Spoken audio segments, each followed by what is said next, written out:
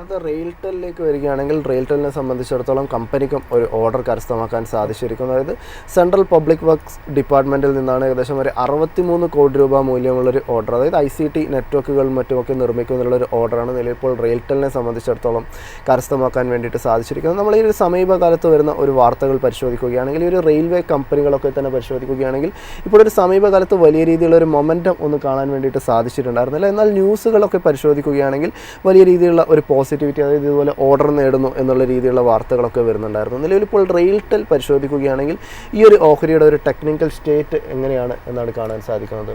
Technically weakness തന്നെയാണ് RailTel corporation of ഇന്ത്യയിലും കാണാൻ സാധിക്കുന്നത്. അതായത് 8 ഒക്ടോബറിൽ ഒരു വോളിയം ബേസ്ഡ് സെൽ ഓഫ്, അതിനെ തുടർന്ന് കണ്ടിന്യൂസ് ലോവർ ഹൈ പാറ്റേൺ, അതായത് കണ്ടിന്യൂസ് ബിയറിഷ് ക്യാൻഡിൽസ് ആണ് ഈ ഓഹരിയിൽ കാണാൻ സാധിക്കുന്നത്. 1% മുന്നേറ്റം കാണാൻ സാധിക്കുന്നുണ്ടെങ്കിൽ പോലും അത്ര സ്ട്രോങ് ക്യാൻഡിലല്ല, അതായത് ഹയർ ലെവലിൽ റിജക്ഷനാണ് ഫോം ചെയ്യുന്നത്. അതുകൊണ്ട് തന്നെ ഇതിൻ്റെ സപ്ലൈ സോണായ 400 എന്ന ലെവൽ മറികടന്നാൽ മാത്രമേ ഒരു പോസിറ്റിവിറ്റി എക്സ്പെക്റ്റ് ആവൂ. അല്ലാത്ത പക്ഷം മോർ കറക്ഷൻ പോസിബിലിറ്റി എന്നതാണ് എക്സ്പേർട്ട് ഒപ്പീനിയൻ.